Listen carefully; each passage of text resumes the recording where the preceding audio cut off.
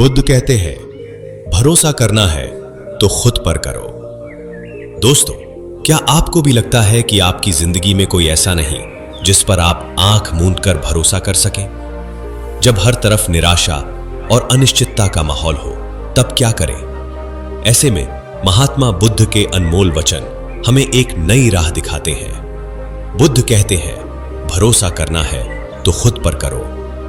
यह सिर्फ एक वाक्य नहीं, बल्कि आत्मशक्ति और आत्मनिर्भरता का वो मंत्र है जो आपको किसी भी मुश्किल से निकलने की हिम्मत देता है। आज की इस भाग दौड़ भरी जिंदगी में हम अक्सर दूसरों से उम्मीदें लगा लेते हैं और जब वो पूरी नहीं होती तो टूट जाते हैं। लेकिन क्या हमने कभी सोचा है कि हमारे अंदर कितनी असीमित क्षमता छिपी है? बुद्ध की कहानियां हमें यही सिखाती हैं कि कैसे हम अपनी आंतरिक शक्ति को पहचानें, अपने फैसलों पर भरोसा रखें और अपने मार्ग पर अडिग रहें। ये कहानियां हमें बताती हैं कि जब आप खुद पर विश्वास करना शुरू करते हैं तो दुनिया की कोई भी चुनौती आपको डिगा नहीं सकती। ये आपको सिर्फ प्रेरित ही नहीं करेंगी, बल्कि आपके जीवन को देखने का नजरिया भी बदल देंगी। चलिए दोस्तों, बुद्धम शरणम गच्छामि बोलकर वीडियो की ओर बढ़ते हैं। जो दिखता है वही सत्य नहीं होता। सत्य भीतर की आंख से देखा जाता है, और जब तुम उसे देख लेते हो तो बाहर की दौड़ रुक जाती है। युवक ने कांपती हुई आवाज में पूछा, भगवान, पर यह आंख ये कैसे खुले? कैसे जानूं कि जो इच्छा है वह मृग तृष्णा है? बुद्ध ने उसकी बात सुनकर मुस्कुराया। उन्होंने एक पल शांत रहकर उत्तर दिया, जब तुम किसी इच्छा को पा लेने के बाद भी अशांत रहो तो समझो कि वह मृग तृष्णा थी। जब तुम बार बार कुछ पाना चाहो और फिर भी भीतर खालीपन बना रहे तो जानो कि वह आकांक्षा तुम्हें भटकाने वाली है। संयम वहीं शुरू होता है जहां यह बोध शुरू होता है। फिर धीरे धीरे तुम देखने लगते हो कि तुम्हारे भीतर कितनी परतें हैं, क्रोध की, मोह की, लालच की। और जब तुम इन परतों को पहचानते जाओ तो उनका जोर खुद ब खुद कम होता जाता है। ये एक सतत साधना है। यह अचानक नहीं घटता, पर यदि तुम सजग रहो तो यह असंभव भी नहीं है। उसी समय पास ही एक और व्यक्ति, एक वृद्ध गृहस्थ जो दूर से यह सब सुन रहा था, आगे आया। उसके माथे पर समय की रेखाएं थीं और आंखों में थकान। वह बोला, भगवान, मैं जीवन भर संयम का पालन करता रहा, व्रत, उपवास, ब्रह्मचर्य, तप, पर अब भी मेरा मन अशांत है। क्या मैं असफल रहा? बुद्ध ने उसकी ओर देखा और कहा, संयम केवल बाहरी जीवन में नहीं होता।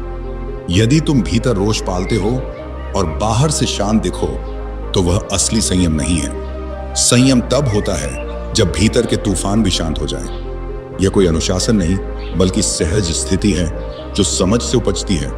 तुम तपस्वी हो सकते हो, पर यदि तुम्हारे भीतर अभिमान है कि तुम संयमी हो तो वह भी एक बंधन बन जाता है। वृद्ध गृहस्थ की आंखों में जैसे एक तेज कौंध उठा। वह पीछे हटकर मौन हो गया। वहां एक सन्नाटा फैल गया, जैसे समय थम गया। सबके मन में बस एक ही अनुभूति थी, यह जीवन जितना जटिल दिखता है उतना है नहीं। उसकी जटिलता हमारी अज्ञानता की उपज है, और जब यह अज्ञानता छंटती है तो संयम स्वयं में एक आनंद बन जाता है, त्याग नहीं। बुद्ध उठ खड़े हुए। उन्होंने अपने शिष्य आनंद से कहा, चलो आनंद, दिन समाप्त हो रहा है, पर जिनके भीतर समझ का दीप जलता है उनके लिए रात भी प्रकाशमयी हो जाती है। वे धीरे धीरे चलने लगे और उनके पीछे वह ब्राह्मण युवक भी बढ़ चला, अब एक साधक बनकर, अब एक जागरूक यात्री बनकर। उसकी चाल धीमी थी पर निश्चित थी। वह जानता था कि मार्ग लंबा है, परंतु अब वह जानता था कि चलने का अर्थ क्या है। उस दिन वह अकेला नहीं बदला। उस वन में जितने भी लोग उपस्थित थे, सभी के भीतर कोई सूक्ष्म परिवर्तन हुआ। वे लौट तो अपने अपने घरों को गए, लेकिन बुद्ध का उत्तर उनके भीतर जीवित हो चुका था। संयम अब उन्हें कठिन तपस्या नहीं, बल्कि आत्मा की एक मधुर संकल्पना लगने लगी थी। और यही था बुद्ध का सच्चा उत्तर। संयम वह दीपक है जो भीतर की रात को रोशन करता है। समय बीतता गया। वह ब्राह्मण युवक अब बुद्ध के साथ यात्रा करने लगा। उसने सांसारिक बंधनों को त्याग दिया था, लेकिन त्याग में कोई बोझ नहीं था, कोई पश्चाताप नहीं था। उसमें अब एक नई जिज्ञासा जन्म ले चुकी थी, अपने भीतर को जानने की, अपनी हर प्रतिक्रिया को समझने की। वह अब हर क्षण को एक साधना मानकर जीने लगा था। एक दिन की बात है, वे एक गांव से होकर गुजर रहे थे जहां एक व्यापारी ने बुद्ध को आमंत्रित किया। वह समृद्ध था, किंतु उसकी आंखों में गहरी बेचैनी थी। उसने बुद्ध से कहा, भगवान, मैं धनवान हूं, मेरे पास सब कुछ है, फिर भी मुझे हर समय डर लगता है, कभी धन खोने का, कभी अपमान होने का। मैंने अपनी इच्छाओं पर संयम रखने की कोशिश की, परंतु मेरे मन में यह डर और लोभ दोनों पलते रहते हैं। क्या मैं कभी शांत हो पाऊंगा? बुद्ध ने बहुत शांत स्वर में कहा, यदि तुमने केवल बाहर के संयम को चुना है और भीतर की लालसा अभी भी जीवित है, तो वह संयम नहीं, संघर्ष है।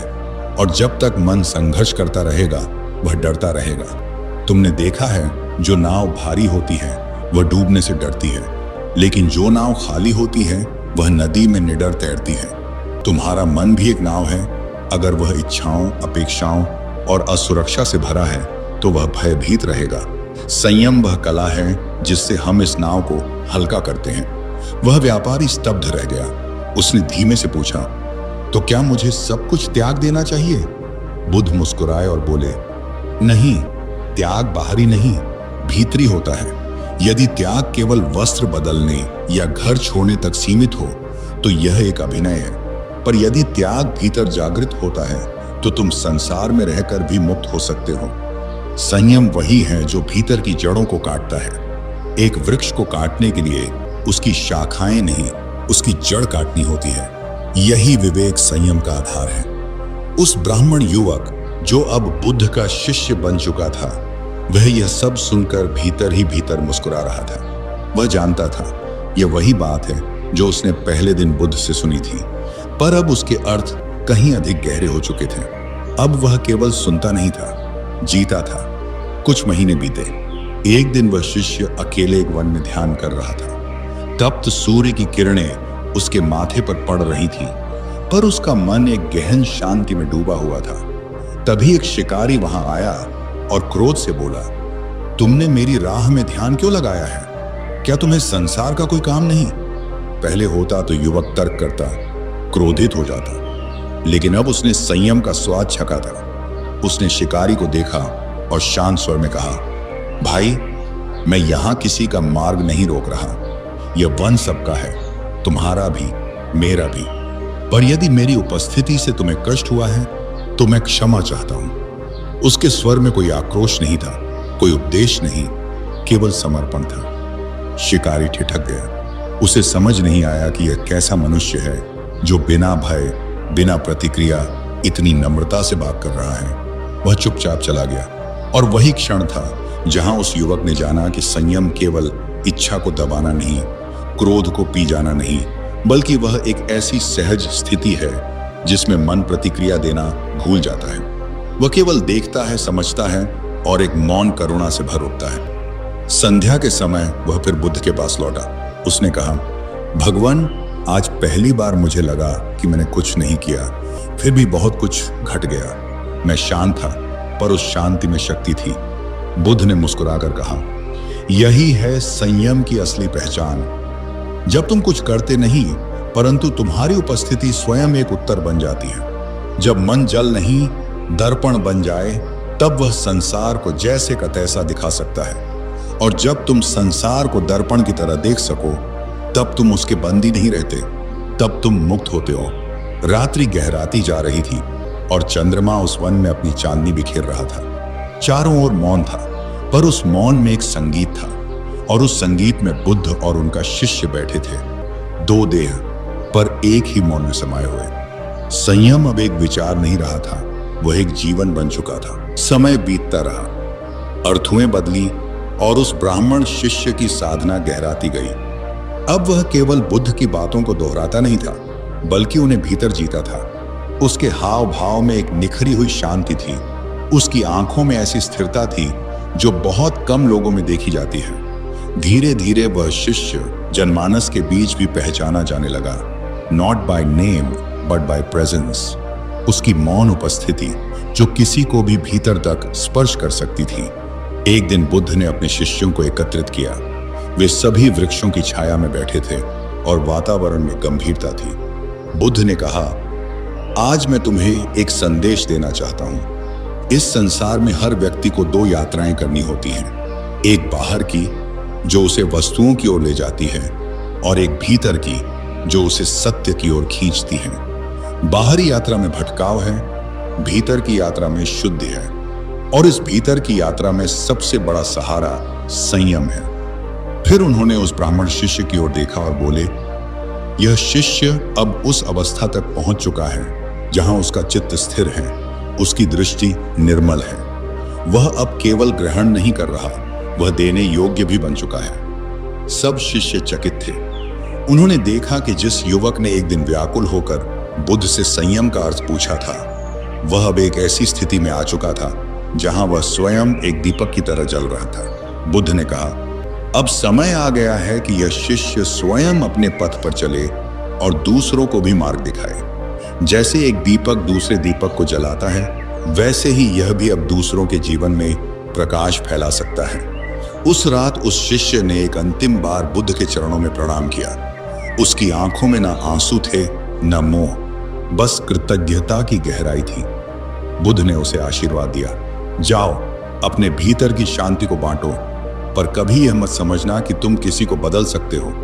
तुम केवल अपना दीपक जलाकर मार्ग दिखा सकते हो, पर चलना उन्हें स्वयं ही होगा। यही संयम है। कभी किसी को बदलने की आकांक्षा मत पालो, बस स्वयं का चित्त निर्मल रखो और फिर यह निर्मलता अपने आप फैल जाएगी।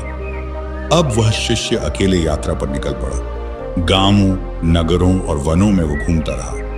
लोगों को बुलाता नहीं था, पर जो भी उसके पास आता उसे वह कोई उपदेश नहीं देता, बस सुनता था, मौन रहता था। और उस मौन में ही कई लोगों को अपने प्रश्नों के उत्तर मिलने लगे। एक दिन एक चोर उसके पास आया। उसने कहा, मैं अपने अपराधों से थक गया हूं, लेकिन छोड़ नहीं सकता। मन बार बार लालच में बह जाता है।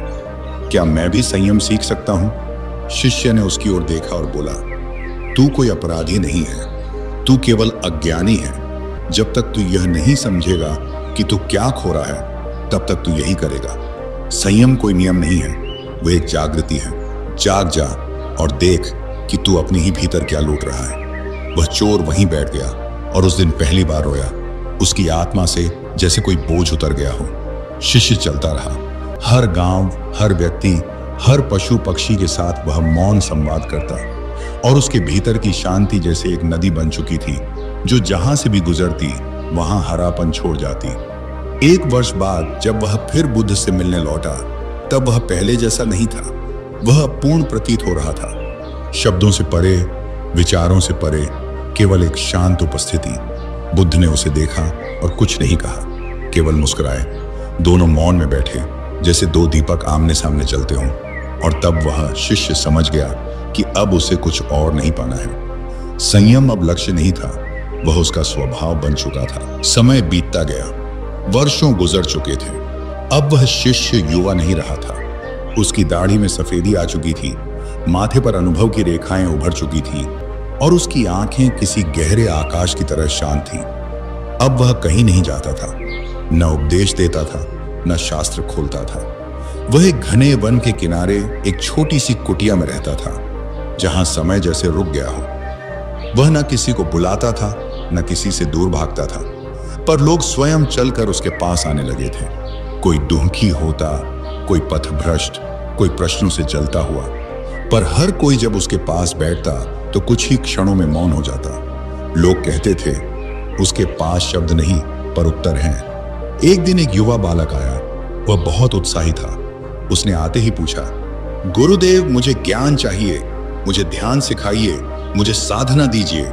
शिष्य ने कुछ नहीं कहा, बस उसे पास बैठने का संकेत किया। घंटों बीते, कोई मंत्र नहीं, कोई अभ्यास नहीं। बालक अधीर होता गया। फिर उसने फिर पूछा, आप कुछ बोलते क्यों नहीं? क्या आप मुझे ज्ञान नहीं देना चाहते? शिष्य ने आंखें खोली, बहुत गहरी, बहुत कोमल दृष्टि से उसकी ओर देखा और धीरे से बोला, जो अधीर है वह ग्रहण नहीं कर सकता, और जो शांत है उसे कुछ ग्रहण करने की आवश्यकता ही नहीं। बालक को वह बात समझ नहीं आई। वह चुपचाप उठकर चला गया। लेकिन जैसे जैसे दिन बीते, उस बालक के भीतर वही वाक्य गूंजता रहा। वह कहीं भी जाता, कुछ भी करता, वह एक वाक्य पीछा नहीं छोड़ता, जो अधीर है वह ग्रहण नहीं कर सकता। धीरे धीरे वह बालक लौटने लगा। बार बार आता, घंटों बैठता, कुछ पूछता नहीं, बस मौन में रहता। और महीनों बाद एक दिन वह बालक बिना कहे समझ गया कि संयम का अर्थ क्या है। शिष्य अब एक जीवित उत्तर था।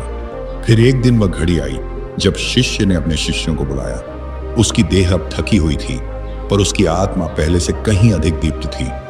वह शांत स्वर में बोला, मेरे प्रियजनों, अब मैं इस देह को छोड़ने जा रहा हूं, पर इसे मृत्यु न समझो। यह देह तो प्रकृति का वस्त्र है, आया है जाएगा, पर वह जो जाग गया है वह कहीं नहीं जाता, वह सब में व्याप्त हो जाता है। संयम की जो लौ मैं अपने भीतर जलाता रहा, अब वह तुम सबके हृदयों में है, इसे बुझने मत देना। एक शिष्य रो पड़ा, बोला, गुरुदेव, हम कैसे जिएंगे आपके बिना? शिष्य ने मुस्कुराकर उत्तर दिया, मैं कहीं गया ही कब था? मैं हर बार तुम्हारे मौन में, तुम्हारे संयम में, तुम्हारे ध्यान में जीवित रहूंगा। जो चला जाता है वह केवल शरीर होता है, जो रह जाता है वह शुद्ध प्रेम और शांति होती है। और उस रात्रि पूर्णिमा की रात थी। शिष्य ध्यान में बैठा आंखें बंद की और उसकी श्वासें धीरे धीरे विलीन होती चली गई। कोई पीड़ा नहीं, कोई संघर्ष नहीं, बस एक मौन विदाई, जैसे हवा की एक शांत लहर धीरे से एक दीपक को बुझा दे, पर उस दीपक की लौ सबके भीतर जलती रह जाए। इस तरह संयम की शक्ति को केवल समझने वाला नहीं, उसे जीने वाला एक साधक एक जीवन को दिशा देकर चला गया। वह चला नहीं, अब वह हर शांत चित्त में बसता है। और यही था बुद्ध का उत्तर। संयम कोई कठिन अभ्यास नहीं, वह एक सौम्य आभा है जो उस आत्मा से निकलती है जो स्वयं को जान चुकी है। शिष्य की देह भले ही पंच तत्वों में विलीन हो चुकी थी, पर उसका जीवन, उसका अनुभव और उसका मौन अब एक परंपरा बन चुका था। कुटिया अब सूनी नहीं थी, वहां एक शांति का प्रभामंडल था जिसे अनुभव किया जा सकता था। उसके शिष्य जो कभी प्रश्नों से भरे थे, अब मौन साधकों की तरह रहने लगे थे। उनमें अब उपदेश नहीं, अनुभव की अग्नि जलने लगी थी। वे जहां भी जाते लोग कहते, यह बुद्ध के शिष्य का शिष्य है, और उसकी आंखों में वही शांति है जो कभी उस ब्राह्मण शिष्य की थी। एक दिन उन शिष्यों में से एक नंदन नगर के एक राजमहल में आमंत्रित हुआ। वहां का राजकुमार रोग, भोग और क्रोध से पीड़ित था। उसे जीवन में सब कुछ था, फिर भी चैन नहीं था। नंदन वहां मौन बैठा, जैसे उसका स्वयं से कोई परिचय नहीं, बस उपस्थिति थी। राजकुमार ने पूछा, आपने कुछ नहीं कहा, फिर भी मैं भीतर कुछ बदलता महसूस कर रहा हूं, ये क्या है? नंदन ने उत्तर दिया, मैं कुछ नहीं लाया, केवल उस मौन का अंश हूं जो मेरे गुरु के भीतर था। वह मौन जो संयम से जन्मा और अब मुझे छू कर तुम्हें छू रहा है। राजकुमार ने पूछा, तो क्या संयम ऐसा कुछ है जिसे शब्दों से नहीं, केवल स्पर्श से दिया जा सकता है? नंदन ने मुस्कुराते हुए कहा, संयम कोई उपदेश नहीं, वह तो एक दीपक है जिसका प्रकाश शब्दों से नहीं, आत्मा के मौन से चलता है। मेरे गुरु ने मुझे कभी कोई शास्त्र नहीं दिया, पर उन्होंने मुझे अपना मौन दे दिया। उसी मौन में मैं तुमसे बात कर रहा हूं। राजकुमार रो पड़ा, वर्षों की पीड़ा जैसे बह गई हो। उस दिन से वह अपने भोग त्याग कर सेवा और साधना में लग गया, और यहीं से उस ब्राह्मण शिष्य की ऊर्जा, उसकी शिक्षा और उसका संयम अब एक वंश परंपरा की तरह फैलने लगा। समय के साथ उस शिष्य के जीवन पर ग्रंथ लिखे गए, उसके वचनों को संकलित किया गया, और लोगों ने उसे मौन व्रती महाश्रमण की संज्ञा दी, जो शब्दों से नहीं, मौन से संयम सिखाता था। लेकिन उसके किसी शिष्य ने कभी मंदिर नहीं बनवाया, न कोई मूर्ति स्थापित की। उन्होंने केवल एक परंपरा जीवित रखी, मौन, संयम और सेवा की। हर साधक जो इस मार्ग पर चला, वह जानता था कि वह किसी साधारण गुरु की नहीं, एक जीते जागते संयम की परंपरा का वाहक है। उस कुटिया के बाहर अब भी एक शिला है जिस पर केवल यही लिखा है, जहां मौन हो वहां गुरु है, जहां संयम हो वहां बुद्ध है, और जहां इन दोनों का संगम हो वहां मुक्ति स्वयं चलकर आती है। और इस तरह संयम की शक्ति का वह दीप जो एक प्रश्न से जलना शुरू हुआ था, अब अनंत आत्माओं में प्रकाशित हो चुका था। यही था बुद्ध का उत्तर, शब्दों से नहीं, अनुभव से, शोर से नहीं, मौन से, आग्रह से नहीं, संयम से। कई पीढ़ियां बीत गईं। शिष्य अब नहीं रहे, उनके शिष्य भी नहीं, पर वह कुटिया, वह वट वृक्ष और वह मौन अब भी वैसे ही खड़े थे जैसे समय ने उन्हें छुआ ही ना हो। वर्षों बाद एक बौद्ध भिक्षु जो दूर दराज के देशों से पैदल यात्रा करते हुए वहां पहुंचा, उस कुटिया में कुछ दिन ठहरने को आया। वह थका हुआ था, भ्रमित भी। उसके भीतर साधना की तपिश तो थी, पर दिशा धुंधली थी। जब वह वहां पहुंचा तो उसने देखा कि सब कुछ वैसा ही है, सिर्फ अब वहां कोई गुरु नहीं, कोई उपदेशक नहीं, बस मौन है, शुद्ध मौन। उसने कुछ दिन वहीं तप किया, प्रार्थना की, ध्यान किया, और एक रात स्वप्न में उसे वही ब्राह्मण शिष्य दिखाई दिए। वह दीपक की तरह प्रज्वलित थे, न शरीर से बल्कि प्रकाश से बने हुए। उस भिक्षु ने स्वप्न में प्रश्न किया, गुरुदेव, मैं वर्षों से ध्यान कर रहा हूं, संयम साध रहा हूं, फिर भी भीतर एक अधूरापन है। ये क्यों? उस दिव्य स्वर ने उत्तर दिया, क्योंकि तुम संयम को साध रहे हो, जी नहीं रहे। जब तक संयम एक अभ्यास है, तब तक वह बोझ है। जब वह तुम्हारा स्वभाव बन जाए, तब वह पंख है। तुम उड़ नहीं पा रहे क्योंकि तुम अभी भी उसे थामे हुए हो, जिए नहीं हो। भिक्षु जाग उठा। वह कांप रहा था, पर उसकी आंखों से आंसू नहीं, जैसे कोई बंद द्वार खुल गया हो। उसके भीतर अब प्रश्न नहीं था, केवल उत्तर था। उस दिन से वह भिक्षु मौन रहने लगा। वह अब न प्रवचन देता था, न प्रश्न पूछता। वह गांव गांव जाता, अपने साथ केवल 1 घंटा लिए हुए। जब भी कोई उसके पास आता, वह घंटा धीरे से बजाता और फिर दोनों मौन में बैठ जाते। कुछ क्षणों के बाद लोग उठते और भीतर से हल्के महसूस करते। किसी को समझ में नहीं आता कि हुआ क्या, पर कुछ बदल चुका होता। धीरे धीरे उस भिक्षु की उपस्थिति एक लहर बन गई। लोग कहते, वह घंटा साधारण नहीं, वह मौन की ध्वनि है। एक दिन किसी ने उससे पूछा, आपका गुरु कौन था? उसने उत्तर दिया, एक प्रकाश जो शब्दों से परे था, पर जिसने मुझे मेरे भीतर के अंधकार को दिखा दिया। वह मुस्कुराया और बोला, उसने मुझे संयम का उत्तर नहीं दिया, उसने मुझे ऐसा मौन दिया जिसमें सारे उत्तर स्वयं गूंजने लगे। और इस प्रकार संयम अब ग्रंथों में नहीं, मनुष्यों में बसने लगा था। वह मंदिरों में नहीं, हृदयों में प्रकट होने लगा था। कई युग बीते और हर युग में कोई न कोई साधक मौन की वह लौ लेकर आगे बढ़ा। कभी एक भिक्षु के रूप में, कभी एक तपस्विनी के, कभी एक सामान्य गृहस्थ के रूप में, जो जीवन जीते हुए भी भीतर से एकदम स्थिर, संयमित और शांत था। हर युग में बुद्ध का वही उत्तर गूंजता रहा, संयम कोई त्याग नहीं, वह जागरण है। वह शक्ति है जो जीवन को भीतर से रूपांतरित कर देती है। और उस ब्राह्मण शिष्य की चेतना अब भी समय की सीमाओं से परे हर उस आत्मा के निकट है जो संयम का मार्ग पकड़ता है। बहुत समय पहले की बात है। मगध राज्य की सीमाओं के पास एक शांत और हरियाली से भरे गांव में एक युवा ब्राह्मण रहता था। नाम था अतुल। वह अत्यंत बुद्धिमान था, वेद पुराण का ज्ञाता, और समाज में उसका बड़ा मान सम्मान था।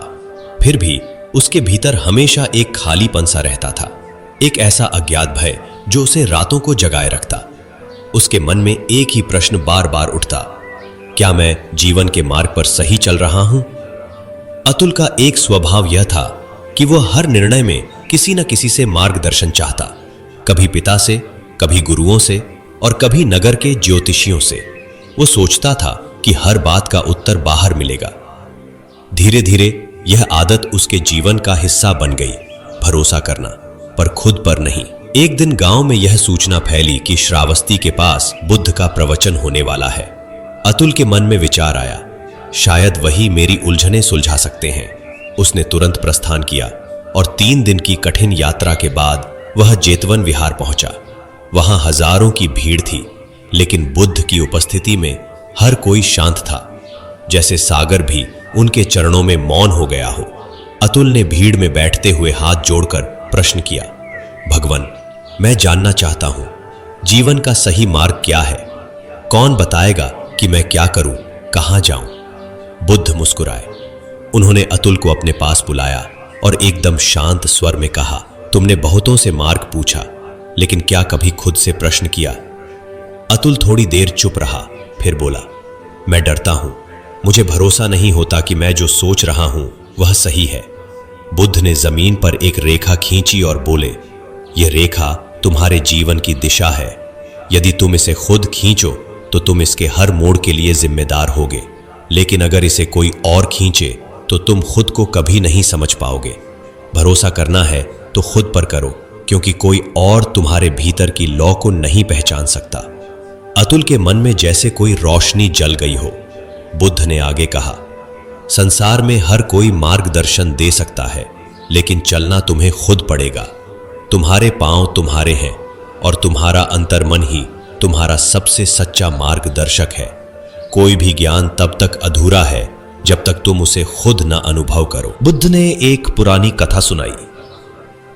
बहुत समय पहले एक युवक था जो हमेशा दूसरों की सलाह पर जीवन जीता था।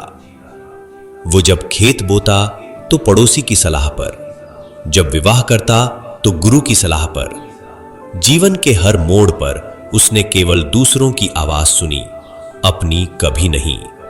अंततः एक दिन जब वो वृद्ध हुआ तो उसे एहसास हुआ कि वो कभी खुद था ही नहीं, वो हर किसी का था, बस अपना नहीं। ये सुनते ही अतुल की आंखें भर आईं। उसी रात वो ध्यान में बैठा। पहली बार उसने अपने भीतर की आवाज को सुना। कोई बाहर का शोर नहीं था, कोई सलाह नहीं, बस स्वयं की श्वास और अंतरात्मा की धीमी मगर सच्ची ध्वनि। अगली सुबह वो बुद्ध के पास गया और बोला, भगवान, मैं समझ गया। मैं अब हर निर्णय में खुद की अंतरात्मा से बात करूंगा। मैं अपने अनुभवों पर भरोसा करना सीखूंगा। बुद्ध ने उसे आशीर्वाद दिया। यही असली आत्मज्ञान है। आत्मनिर्भरता ही मोक्ष का पहला चरण है। इसके बाद अतुल अपने गांव लौटा, लेकिन अब वो पहले जैसा नहीं था। अब वो शांत था, स्थिर था और सबसे महत्वपूर्ण आत्मविश्वासी था। वो गांव के युवाओं को सिखाने लगा कि कैसे खुद पर विश्वास करना चाहिए। जब कोई आता और कहता, मुझे नहीं पता मैं क्या करूं, तो वो मुस्कुराकर कहता, अपने हृदय की आवाज सुनो, वही सबसे बड़ा गुरु है। समय बीतता गया। अतुल अब एक साधु बन चुका था। उसे अब किसी बाहरी भरोसे की आवश्यकता नहीं रही। उसने जीवन के अंतिम वर्षों में अपने अनुभवों पर एक ग्रंथ लिखा जिसका नाम रखा गया स्वविश्वास सूत्र। उसमें उसने लिखा, जब तुम खुद पर भरोसा करना सीख जाते हो तब तुम्हें। दोस्तों, अगर आप लोगों को वीडियो अच्छी लग रही हो तो वीडियो को लाइक करके हमारे मेडिटेटिव बुद्धा चैनल को सब्सक्राइब करना ना भूलें। कोई हिला नहीं सकता। संसार में सबसे गहरी यात्रा बाहर की नहीं, भीतर की होती है। वो ग्रंथ आज भी बुद्ध विहारों में पढ़ा जाता है और कहा जाता है, जब भी कोई अपने भीतर का साहस खोता है तो वह ग्रंथ उसके भीतर की आग को फिर से जलाता है। तो मित्रों, अगर तुम भी जीवन की राह में उलझे हो, अगर तुम्हें नहीं समझ आता कि क्या सही है, तो एक बार स्वयं से पूछो। अपने अंदर की उस शांत आवाज को सुनो जो हमेशा कहती है, भरोसा करना है तो खुद पर करो। जहां बुद्ध के प्रवचनों की सराहना हो रही थी, वहीं एक ऐसा व्यक्ति भी था जिसे यह सब स्वीकार नहीं था। वह व्यक्ति अत्यधिक अहंकारी था। उसके मन में बुद्ध के लिए ईर्ष्या और क्रोध का सागर उमड़ता था। ये तथागत कौन होते हैं हमें सिखाने वाले? उसने खुद से कहा, लोग इनके पीछे क्यों भाग रहे हैं? ये बस अपनी मीठी बातों से सबको फंसाना जानते हैं, पर मैं इन्हें बेनकाब करूंगा। उस व्यक्ति का नाम सुबंधु था। गांव में उसका बड़ा नाम था, शायद उसके पैसे और सत्ता के कारण, लेकिन भीतर से वह अकेला था। अपने क्रोध और अहंकार ने उसके रिश्तों को तोड़ दिया था। उसकी पत्नी और बच्चे उससे दूर हो गए थे। उसका गुस्सा उसकी सबसे बड़ी कमजोरी बन चुका था, लेकिन वह इसे स्वीकार करने को तैयार नहीं था। एक सुबह जब गांव के लोग बुद्ध के प्रवचन सुनने के लिए इकट्ठा हो रहे थे, सुबंधु ने यह तय कर लिया कि वह बुद्ध के सामने उनका मान मर्दन करेगा। उसके मन में एक योजना थी। उसने अपने घर से बाहर निकलते हुए अपने मन में कहा, आज मैं इनकी तथाकथित शांति को तोड़कर दिखाऊंगा। देखता हूं ये मेरी बातों का जवाब कैसे देते हैं। गांव का चौराहा लोगों से भर चुका था। हर कोई ध्यान से बुद्ध की बातों को सुन रहा था। बुद्ध कह रहे थे, मनुष्य का सबसे बड़ा शत्रु उसका अपना अहंकार है। जब तक हम इसे पहचानते नहीं तब तक हम शांति को नहीं पा सकते। सुबंधु ने यह सुनते ही अपनी मुट्ठी भींच ली। उसके चेहरे पर गुस्से की लहर दौड़ गई।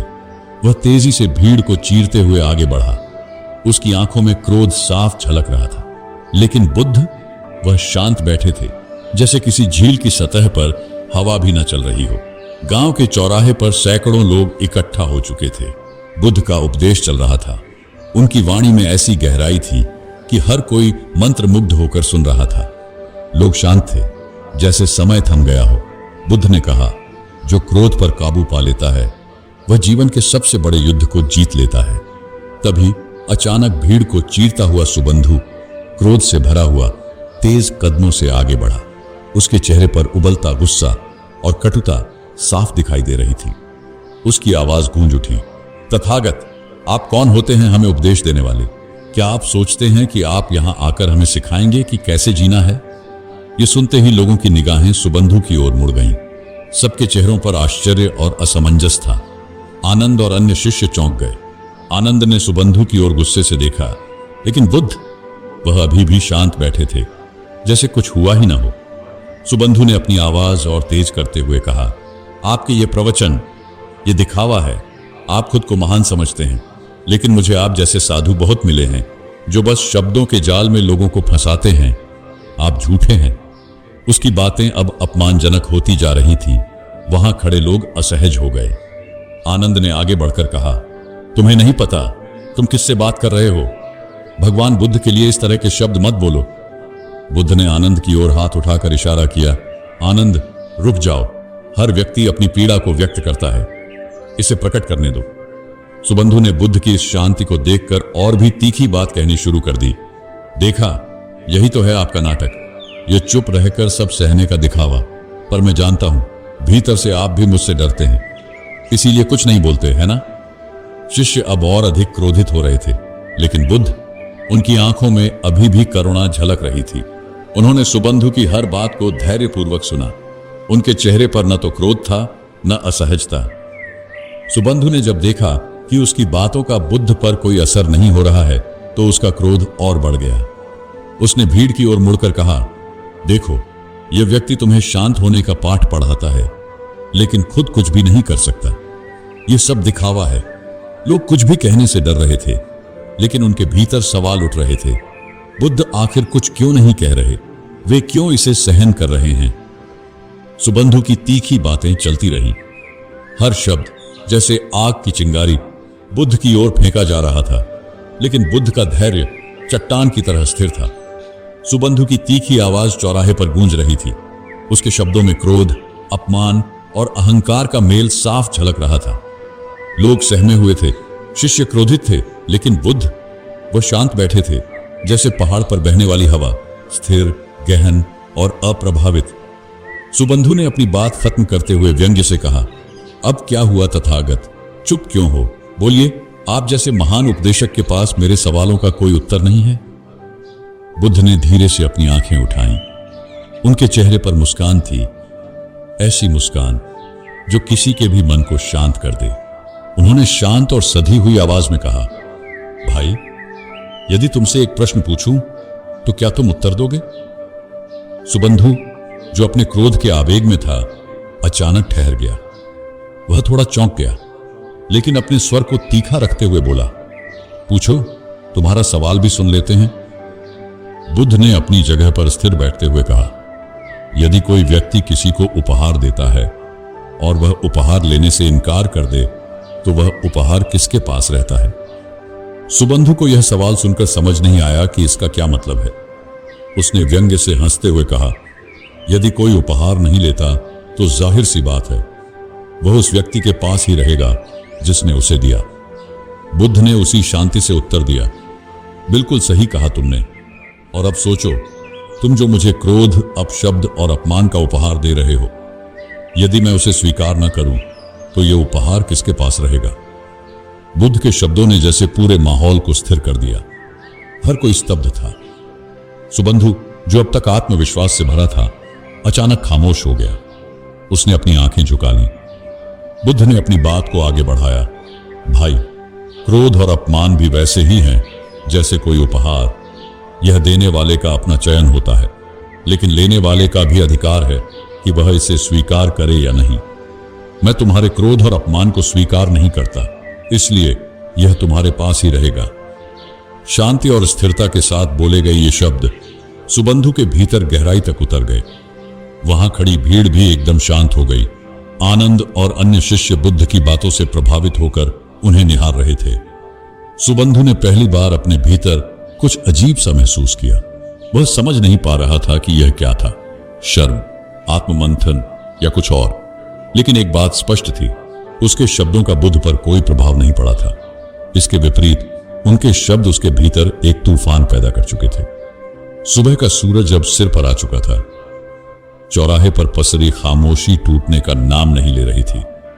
बुद्ध के शब्द अभी भी हवा में गूंज रहे थे। क्रोध और अपमान देने वाले के पास ही रहते हैं यदि उन्हें स्वीकार न किया जाए। सुबंधु वहां खड़ा था, लेकिन उसकी आंखों में अब वह क्रोध नहीं था। वह चुपचाप सिर झुकाए वापस चला गया। भीड़ में सन्नाटा था, मानो सबने कोई अद्भुत चमत्कार देख लिया हो।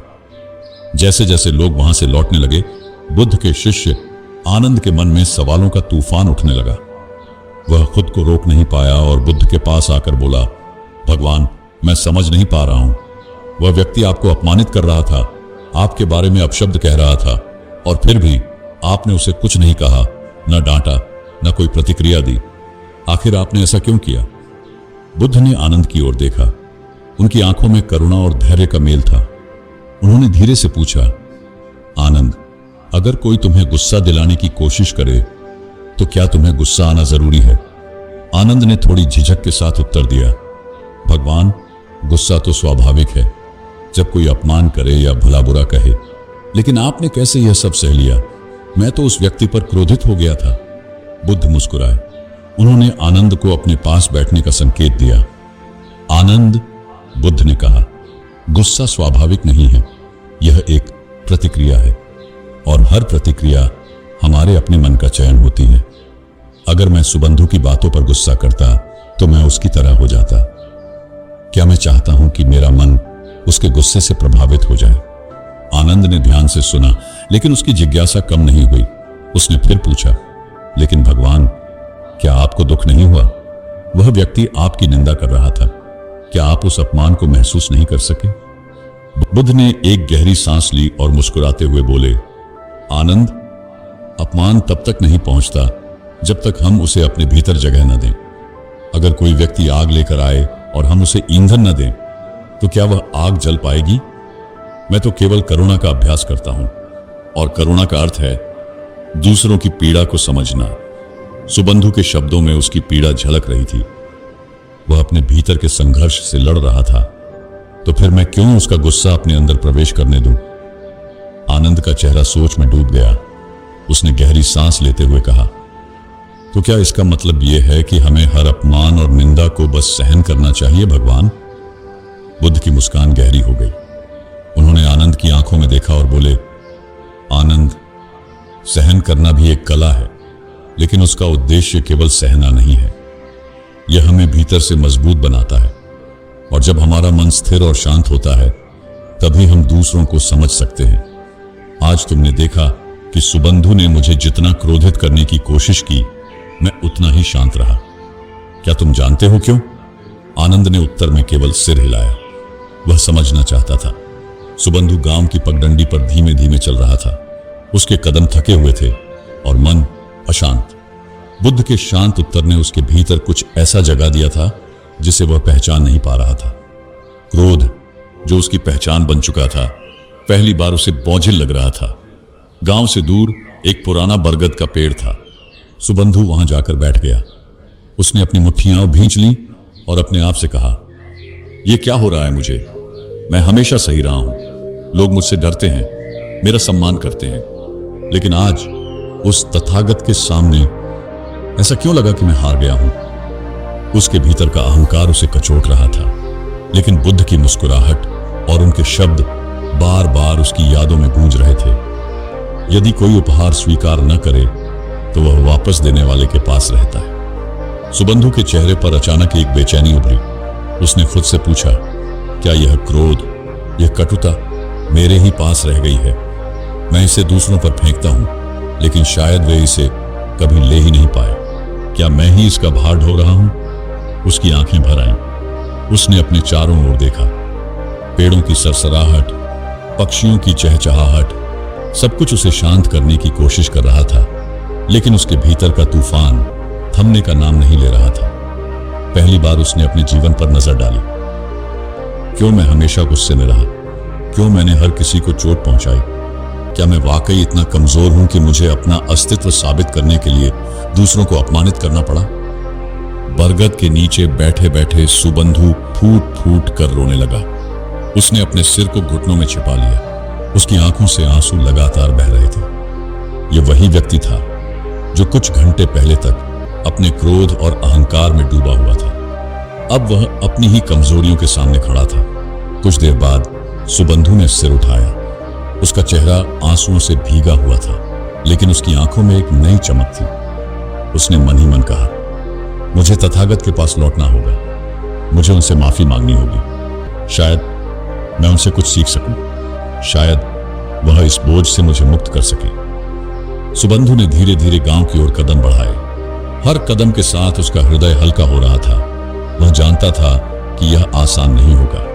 भीड़ के सामने माफी मांगना, अपने अहंकार को तोड़ना, यह सब उसके लिए असंभव जैसा था। लेकिन बुद्ध की करुणा ने उसे कुछ नया अनुभव करने का साहस दिया था। गांव पहुंचने पर बुद्ध अब भी उसी स्थान पर बैठे थे। उनके शिष्य और अनुयायी उनके चारों ओर शांत मुद्रा में बैठे थे। वहां का वातावरण शांत और पवित्र था। सुबंधु ने दूर से बुद्ध को देखा। उनका चेहरा अभी भी वैसा ही था, मुस्कुराता हुआ, शांत और गहरा। सुबंधु के कदम धीमे हो गए। उसकी सांसें तेज हो रही थी। क्या मैं माफी मांगने के काबिल हूं? उसने खुद से पूछा, लेकिन फिर उसने खुद को संभाला। अगर मैं आज नहीं गया तो शायद कभी नहीं जाऊंगा। मुझे यह करना ही होगा। सुबंधु ने भीड़ के पास पहुंचकर अपनी जगह बनाई। सब उसे देखकर चौंक गए। आनंद ने उसे देखा और उसके चेहरे पर आश्चर्य था। वह फिर से आया है।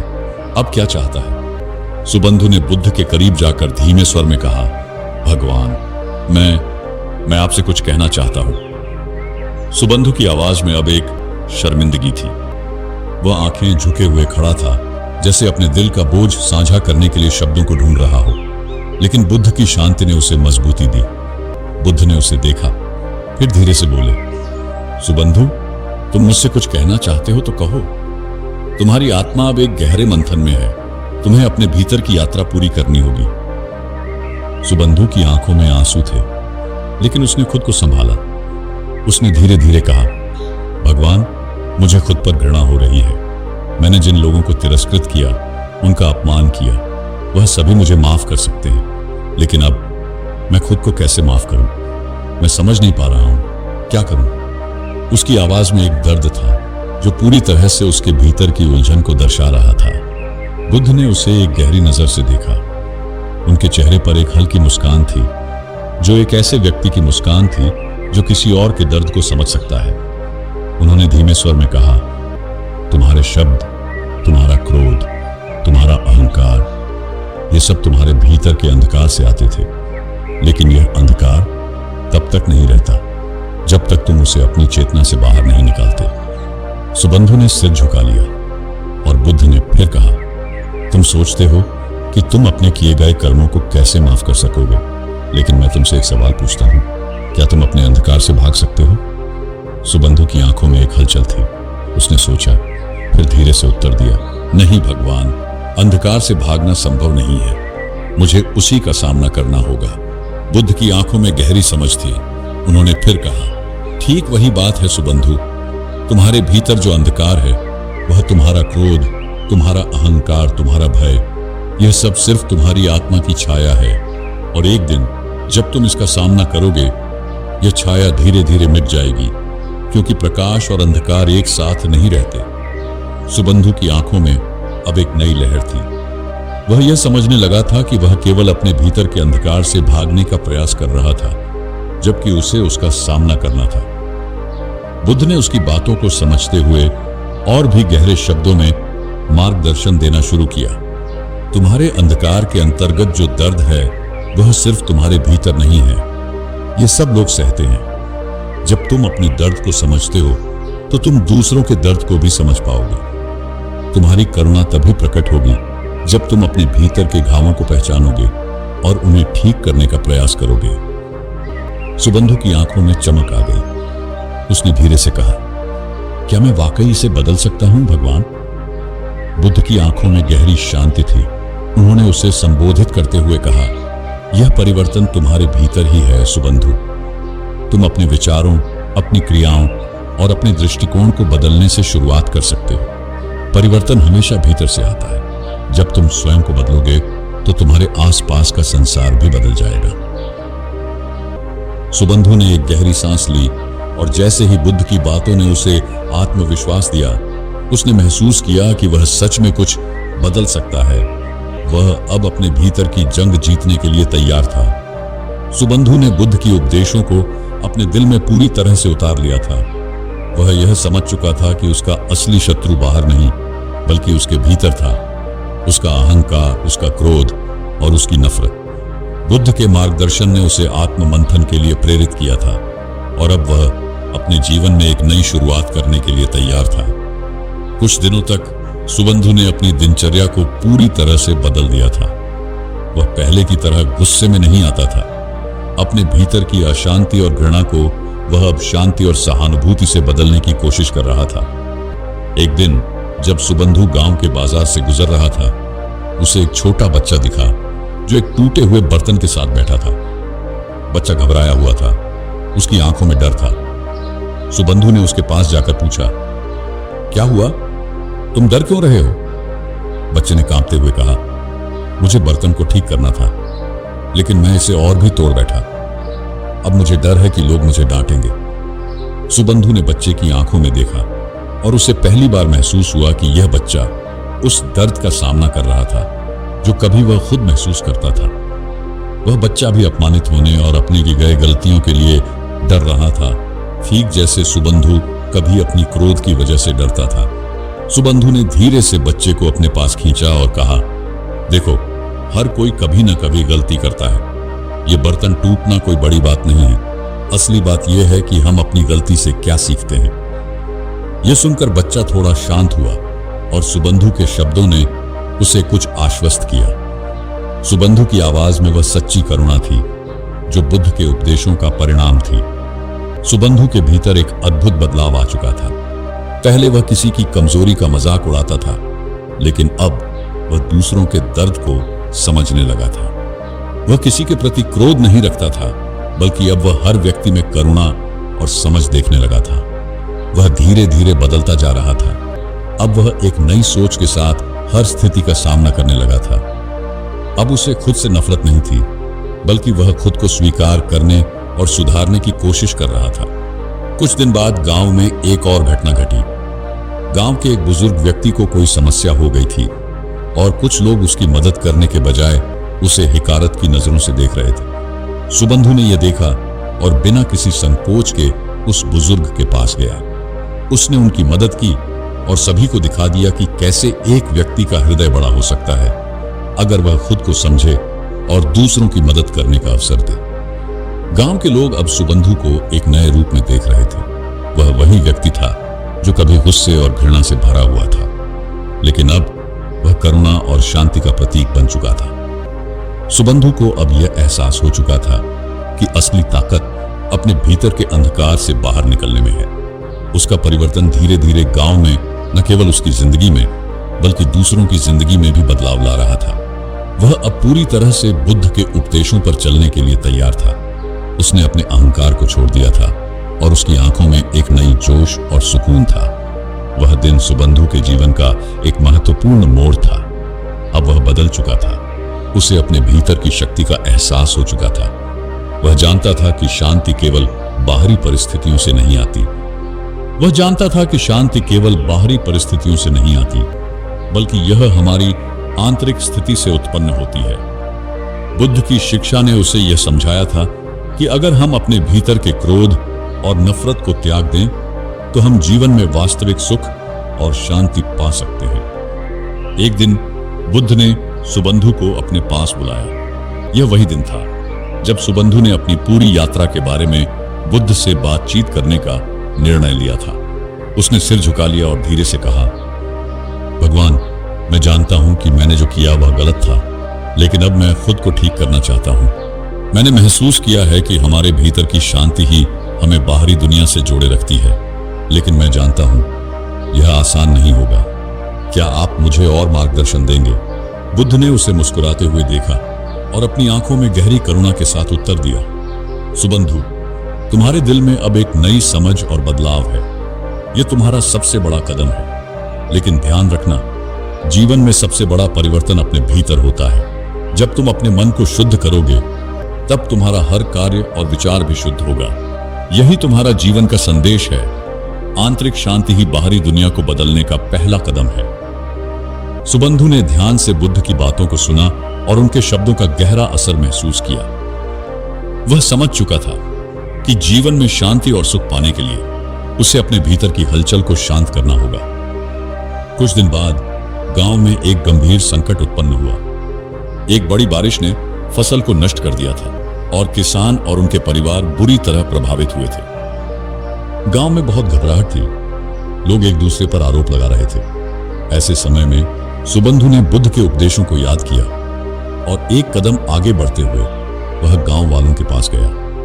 उसने उन्हें समझाया, देखो, हम सबके जीवन में दुख आते हैं, लेकिन यदि हम एक दूसरे का साथ नहीं देंगे तो हम कभी भी इस दुख से बाहर नहीं निकल पाएंगे। हमें अपने भीतर की नफरत और गुस्से को छोड़कर एकजुट होकर इस संकट का सामना करना चाहिए। प्राचीन समय की बात है, जब भगवान बुद्ध अपने शिष्यों के साथ विभिन्न गांवों और नगरों में भ्रमण करते हुए लोगों को धर्म और संयम का उपदेश दे रहे थे। एक दिन वे एक छोटे से गांव में पहुंचे, जहां के लोग अत्यंत क्रोधित स्वभाव के थे और छोटी छोटी बातों पर एक दूसरे से झगड़ पड़ते थे। बुद्ध के वहां पहुंचने पर गांव वालों ने उन्हें सत्कार पूर्वक बुलाया और उनके प्रवचनों को सुनने की इच्छा जताई। संध्या को जब गांव के सभी लोग एकत्रित हुए, तब बुद्ध ने मौन होकर अपने शिष्यों के साथ एक दीप प्रज्वलित किया और सबके सामने मौन व्रत रखकर बैठ गए। सभी लोग आश्चर्यचकित थे कि बिना कुछ कहे ये संत क्या सिखाना चाहते हैं। एक वृद्ध व्यक्ति ने धैर्य खो दिया और बोला, हे तपस्वी, हम आपसे ज्ञान प्राप्त करने आए हैं और आप मौन साधे हुए हैं। बुद्ध ने धीरे से आंखें खोली और कहा, जिसे तुम ज्ञान समझते हो वह केवल शब्दों का जाल है। असली ज्ञान मौन के भीतर छिपा है। संयम केवल शब्दों में नहीं, मन और व्यवहार में भी होना चाहिए। जब तक मन अशांत रहेगा, तब तक किसी भी प्रवचन का कोई लाभ नहीं। एक युवक ने खड़े होकर कहा, हे भगवान, कृपया उदाहरण देकर बताएं कि संयम जीवन में किस प्रकार काम आता है। बुद्ध मुस्कुराए और बोले, मैं तुम्हें एक कहानी सुनाता हूं। बहुत समय पहले की बात है। मगध राज्य में एक बलवान और पराक्रमी सेनापति हुआ करता था, जिसका नाम वज्र था। वज्र को अपनी शक्ति, तलवारबाजी और युद्ध कौशल पर अत्यधिक गर्व था। उसने कभी संयम का अभ्यास नहीं किया था। वह जो चाहता वही कर बैठता। एक दिन युद्ध से लौटते समय उसने एक साधु को तपस्या करते देखा। वह उनके पास गया और व्यंग्य से बोला, तप करने से क्या मिलेगा? न धन, न विजय, न सम्मान। तुम जैसे लोग इस संसार में केवल समय व्यर्थ करते हो। साधु ने शांति से उत्तर दिया, जब तू अपने भीतर की अग्नि को बुझा सके, तब तुझे असली विजय का अनुभव होगा। वज्र को यह उत्तर बहुत खटका और वह क्रोधित हो उठा, लेकिन साधु ने उसकी आंखों में देखते हुए कहा, जिस दिन तू बिना युद्ध किए अपने क्रोध को जीत लेगा, तभी तू सच्चा विजेता कहलाएगा। उस दिन से वज्र के मन में एक द्वंद्व उत्पन्न हुआ। उसे पहली बार यह महसूस हुआ कि उसने अब तक केवल बाहर के शत्रुओं को जीता है, अपने अंदर के विकारों को नहीं। वह रोज साधु के पास जाता और कुछ न कुछ सीखता। धीरे धीरे उसमें बदलाव आने लगा। वर्षों के अभ्यास के बाद वज्र एक शांत चित्त और संयमी व्यक्ति बन गया। जो अब दूसरों को क्षमा करना और धैर्यपूर्वक सुनना जानता था। उसकी प्रसिद्धि अब उसकी तलवार के लिए नहीं, बल्कि उसके संयम के लिए होने लगी थी। बुद्ध ने कथा समाप्त की और कहा, संयम वह तलवार है जो बिना किसी को काटे अपने भीतर के विकारों को नष्ट कर देती है। यदि तुम क्रोध, मोह, ईर्ष्या और अहंकार को वश में कर लो तो तुम सबसे महान योद्धा बन सकते हो। गांव वालों को यह कथा अत्यंत प्रभावी लगी। उस दिन से उन्होंने अपने व्यवहार में संयम को स्थान देना शुरू किया। वे छोटे छोटे विवादों में उलझना छोड़कर धैर्यपूर्वक एक दूसरे की बातें सुनने लगे। धीरे धीरे गांव का माहौल बदल गया और वहां प्रेम, शांति और आपसी सम्मान की भावना फैल। दोस्तों, अगर आप लोगों को वीडियो अच्छी लग रही हो तो वीडियो को लाइक करके हमारे मेडिटेटिव बुद्धा चैनल को सब्सक्राइब करना ना भूलें। फैल गई। समय बीतता गया, लेकिन उस गांव की कहानी दूर दूर तक फैल गई कि कैसे एक बार बुद्ध के मौन और एक कहानी ने पूरे गांव को बदल दिया। आज भी उस गांव को संयम ग्राम कहा जाता है, जहां लोग संयम को अपने जीवन की सबसे बड़ी शक्ति मानते हैं। यह कहानी यही सिखाती है कि अगर व्यक्ति भीतर से संतुलित और संयमी हो जाए तो न केवल उसका जीवन बदलता है, बल्कि वह समाज को भी दिशा दे सकता है। संयम वह दीपक है जो अंधकार में भी उजाला कर सकता है। जो अपने मन पर विजय पाले वह संसार में किसी भी युद्ध को जीत सकता है। इसलिए हे साधकों, संयम को अपनाओ। क्रोध और मोह में नहीं, प्रेम और सहनशीलता में शक्ति है। बुद्ध कहते हैं, जो संयमी है वही शांत है, और जो शांत है वही मुक्त है। बहुत समय पहले की बात है। एक नगर में एक युवक रहता था जो अपने अपनों से बहुत परेशान हो चुका था, जिस कारण वह अपने जीवन को समाप्त करना चाहता था। और वह अपने जीवन को समाप्त करने के लिए एक नदी के किनारे जा पहुंचा। जब वह उस नदी में छलांग लगाने वाला ही था कि तभी वहां पर एक गुरु आ पहुंचे। उन्होंने उस युवक से कहा, क्या बात है बेटा, क्या जीवन तुम्हें अच्छा नहीं लगता? आखिर तुम इतने कीमती जीवन को क्यों नष्ट कर रहे हो?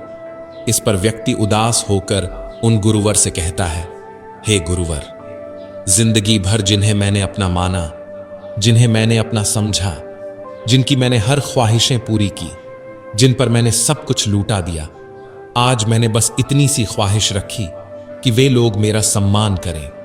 आज जब मैं उन्हें कुछ देने लायक नहीं हूं तो उन्होंने मेरा सब कुछ किया हुआ मिट्टी में मिला दिया। वे कहते हैं कि तुमने मेरे लिए क्या ही क्या है।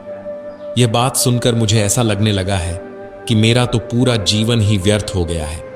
मैंने अपना जीवन व्यर्थ के संघर्षों में यूं ही निकाल दिया है।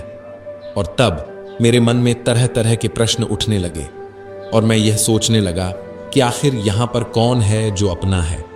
आखिर किसके लिए मैं यह सब कर रहा था? और मैंने यदि इनके लिए कुछ किया ही नहीं तो मेरे जीवित रहने का क्या मतलब है? इससे तो अच्छा है कि मैं अपने जीवन को यहीं पर समाप्त कर लूं। उन गुरुवर ने उस युवक की सारी बातें ध्यानपूर्वक सुनी और उसके बाद वह उस युवक से कहते हैं, बेटा, यहां पर एक ऐसा व्यक्ति है जो केवल और केवल तुम्हारा ही है। वह तुम्हारा अपना है। उसका और तुम्हारा संबंध किसी स्वार्थ पर आधारित नहीं है। वह तुमसे कुछ भी नहीं मांगता। वह तो तुम्हें कुछ देने के लिए हमेशा तैयार रहता है। यह बात सुनकर वह व्यक्ति अचंभित हुआ। उसे समझ नहीं आया कि आखिर ऐसा कौन सा व्यक्ति है जो मेरे लिए है और जो मुझे सब कुछ देना चाहता है। कुछ देर सोच विचार करने के बाद वह उन गुरुवर से कहता है गुरुवर, आखिर आप कहना क्या चाहते हैं? आखिर ऐसा कौन सा व्यक्ति है जो स्वार्थी नहीं है और जो मुझे कुछ देना चाहता है? आगे वह युवक उन गुरुवर से कहता है, हे गुरुवर, मैं जितने भी लोगों को जानता हूं, मैं जितने भी अपनों को जानता हूं, मेरे मित्र, रिश्तेदार, सहयोगी, मेरे शत्रु और यहां तक कि मेरे परिवार वाले, उन सबको मैं अच्छी तरह जानता हूं। उन सभी में जो मेरे खास है, जो मेरे अपने हैं, उन्हें भी मैं अच्छी तरह से जानता हूं। पर उनमें से तो ऐसा कोई नहीं है जैसा कि आप मुझे बता रहे हैं। इस पर वह गुरु उस युवक से कहते हैं, बेटा, तुम उसे नहीं जानते, लेकिन वही तुम्हारा अपना है जो तुम्हें हमेशा कुछ ना कुछ देता ही आया है, पर तुमने ना तो कभी उसे देखा और ना ही कभी उसकी कोई बात सुनी। इस पर वह व्यक्ति बहुत आश्चर्यचकित रह गया। उसे समझ नहीं आ रहा था कि आखिर वह कौन है जिसे वह नहीं जानता, जिसकी वह बात नहीं सुनता। तभी वह गुरुवर से कहता है, हे गुरुवर, आखिर ऐसा कौन सा व्यक्ति है? कृपया करके मुझे बताएं। मैं उससे मिलना चाहता हूं, मैं उसकी बातें सुनना चाहता हूं। मैं भी तो देखूं आखिर वह कौन है जो मेरा अपना है और जिससे मैं मिल नहीं पाया। इस पर वह गुरुवर उस व्यक्ति को एक गुफा की ओर ले जाते हैं। वह गुफा बहुत ही विशाल थी और भीतर घना अंधेरा था। गुरुवर उस व्यक्ति को गुफा के अंदर ले जाते हैं और उसे उस गुफा में बैठाकर वह तुरंत ही गुफा के बाहर चले आते हैं और गुफा का मुख बंद कर देते हैं। जैसे ही उन गुरुवर ने उस गुफा का मुख बंद किया, वह युवक जोर जोर से चिल्लाने लगा। युवक कहता है, हे गुरुवर, आपने इस दरवाजे का मुख बंद कर दिया है। मैं बाहर आना चाहता हूं, मुझे बाहर निकालिए, यहां मेरा दम घुट रहा है, दरवाजा खोलिए। गुरुवर बाहर से जोर से चिल्लाकर उस युवक से कहते हैं, बेटा, तुम्हारे सारे अपने ऐसे ही हैं, वह तुम्हें तुम्हारी मुसीबत में इसी प्रकार त्याग कर चले जाते हैं। वो व्यक्ति भीतर से जोर जोर से चिल्लाता रहा कि मुझे बाहर निकालो, मुझे बाहर निकालो, मैं यहां से निकलना चाहता हूं। लेकिन उन गुरु ने उस युवक की एक ना सुनी। वह इस गुफा के दरवाजे के मुख पर ही थे, लेकिन उन्होंने एक बार भी उस गुफा के दरवाजे का मुख नहीं खोला। तभी भीतर से उस व्यक्ति के जोर से चिल्लाने की आवाज आई। वह कह रहा था, हे गुरुवर, आप भी तो दूसरों की तरह ही निकले, आप भी तो मुझे मुसीबत में इस प्रकार त्याग कर भाग गए। तभी वह गुरुवर उस युवक से कहते हैं, बेटा, जिन्हें तुम अपना मानते हो, जिन्हें तुम चाहते हो, वह सब तुम्हारे पर आए हैं। तुम कितना भी रो, इस दुनिया में किसी को कोई फर्क नहीं पड़ता। तुम्हारे ऊपर कितनी भी मुसीबत क्यों ना आ जाए, उन्हें इस बात की कोई चिंता नहीं। उन्हें तो केवल अपना स्वार्थ नजर आता है। वह तुम्हारे साथ केवल तब तक ही रहेंगे जब तक कि तुम उनके काम के रहोगे। इतना कहकर वह गुरुवर शांत हो गए और कुछ देर बाद उस गुफा से चीखने और चिल्लाने की आवाजें भी बंद हो गईं। वह युवक उस गुफा के दरवाजे पर बैठकर रो रहा था और मन ही मन यह सोच रहा था, मैं यहां पर कहां आकर फंस गया। वह गुरुवर तो मुझे इस अंधेरे गुफा में छोड़कर भाग गए, अब मैं यहां से कैसे निकलूं। वो व्यक्ति अपने हालातों पर रो रहा था, लेकिन कुछ देर बाद अचानक वह शांत हुआ और उसने यह तय किया कि वह इस गुफा से निकलकर ही रहेगा। वह इस गुफा का दूसरा मार्ग खोज कर ही रहेगा। इतना सोचकर वह एक बार फिर से उठा और उस गुफा से बाहर निकलने का मार्ग ढूंढने लगा। और करीब 4 से 5 घंटों के बाद आखिरकार उस व्यक्ति ने एक दूसरा मार्ग ढूंढ ही निकाला जो उसे उस गुफा से बाहर निकाल सकता था। वह जैसे तैसे उस गुफा से बाहर निकला और वह उसी मार्ग पर आ पहुंचा जिस मार्ग से वह गुफा के भीतर गया था। तभी उसने देखा कि बाहर गुरुवर अभी भी बैठे हुए हैं। यह देखकर उसे उन गुरुवर के ऊपर बहुत क्रोध आया और वह क्रोधित होकर उन गुरुवर के पास पहुंचा और उन गुरु से कहने लगा, क्या आप पागल हैं? आपने मुझे इस गुफा में क्यों बंद किया था? यदि मेरी मृत्यु हो जाती तो? तभी वह गुरुवर उस युवक से कहते हैं, बेटा, शांत हो जाओ और मुझे मेरे प्रश्नों का उत्तर दो। तुम्हें तुम्हारे प्रश्नों का उत्तर मिल जाएगा। इस पर वह युवक शांत हुआ। इस पर उन गुरुवर ने उस युवक से प्रश्न करते हुए कहा, बेटा, मुझे यह बताओ, आखिर तुम्हें इस गुफा से किसने बाहर निकाला? वह व्यक्ति क्रोधित होते हुए उन गुरुवर से कहता है, और कौन लेकर आएगा? मैं ही तो उस गुफा में अकेला था और मैं ही खुद को बाहर लेकर आया हूं। इस पर वह गुरुवर मुस्कुराने लगे और उस युवक से कहते हैं, देखा, आखिरकार हम ही अपने होते हैं, हम ही अपने आप को बचाते हैं, हम ही अपनी देखभाल करते हैं, अपनी फिक्र करते हैं और हम ही अपने सबसे ज्यादा करीबी होते हैं। हम ही अपने हैं। जैसा कि तुमने कहा, तुम स्वयं ही अपने आप को इस गुफा से बाहर निकाल कर लाए हो। इसी प्रकार तुम ही अपने जीवन भर अपने साथ रहते हो, अपने साथ जीते हो। जब कोई मुसीबत आती है तब तुम्हारा साथ कोई नहीं देता, तब भी तुम अपने साथ रहते हो, तुम अपना साथ कभी नहीं त्यागते, तो फिर क्यों तुम दूसरों में अपनापन ढूंढते हो? जरा एक पल के लिए यह सोच कर देखो, जो स्वयं का ना हो सका वह दूसरों का क्या होगा। उन गुरुवर की आवाज सुनकर उस व्यक्ति का सारा क्रोध शांत हो गया और वह उन गुरुवर की बात अच्छी तरह से समझ चुका था।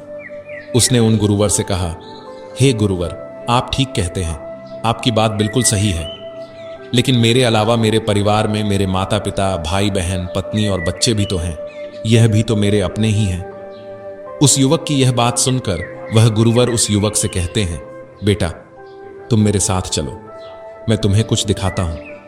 इतना कहकर वह गुरुवर उसी व्यक्ति को एक शमशान में ले जाते हैं और कुछ देर बाद ही वहां पर कुछ लोग एक अर्थी लेकर आए जिस पर एक वृद्ध व्यक्ति का शरीर लिटाया गया था। उसकी ओर इशारा करते हुए गुरुवर उस युवक से कहते हैं, बेटा एक बात बताओ, उस व्यक्ति को देखो जिसकी मृत्यु हो गई है, उसकी खबर तो बहुत लोगों तक पहुंची होगी, लेकिन उनमें से कुछ लोग ही यहां शमशान तक पहुंचे हैं और अब यह लोग इस आदमी को इस चिता पर रखेंगे और अग्नि के हवाले कर देंगे और इस व्यक्ति के कुछ अपने भी तुम्हें यहां पर अवश्य देखने को मिलेंगे। कुछ इसके मित्र होंगे, कुछ इसके परिवार वाले, तो कुछ इसके बच्चे भी होंगे, कुछ की आंखों में तुम्हें आंसू नजर आएंगे, तो कुछ बिना आंसू के तुम्हें ज्ञान बांटते नजर आएंगे और जैसे ही यह चिता जलने लगेगी सब यहां से चले जाएंगे और इस व्यक्ति को हमेशा हमेशा के लिए भूल जाएंगे।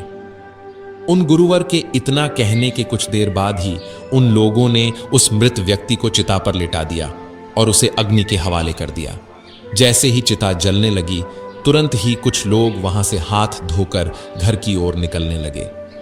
तभी गुरुवर उस युवक से कहते हैं, बेटा देखो, जो इस व्यक्ति के सबसे ज्यादा करीब होगा, जिसे वह अपना कहता होगा, जिसे वह अपना मानता होगा, वह सबसे बाद में यहां से जाएगा।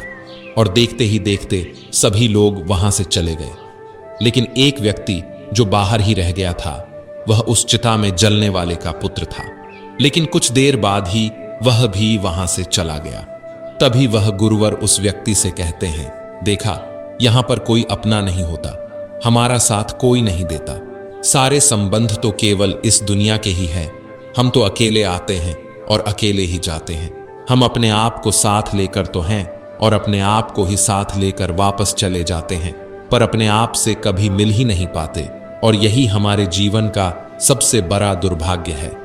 जो जीवन भर हमें संभालता है, हमारी बातों को सुनता है, हमारी कार्यों में हमारी मदद करता है, हर परेशानी हर तकलीफ में हमारे साथ रहता है, हम उससे ही मिलना नहीं चाहते, ना ही उसे हम कभी अपना मानते हैं। ठीक उसी प्रकार तुम भी ना तो अपने आप को जानते हो, ना ही अपने आप को मानते हो, बल्कि तुमने तो अपने आप को मानने की बजाय इस दुनिया को ही अपना मान लिया है। इस चिता की तरफ देखो, इस चिता में जलने वाले की पत्नी 4 दिनों तक और इसकी माता 8 दिनों तक शोक मनाएगी, फिर वह भी इसे भूल जाएंगे और अपनी जिंदगी में व्यस्त हो जाएंगे। तभी वह युवक उन गुरुवर से कहता है, हे गुरुवर, आप जो कुछ कह रहे हैं वह सब सत्य है, लेकिन मेरे मन में एक और प्रश्न है।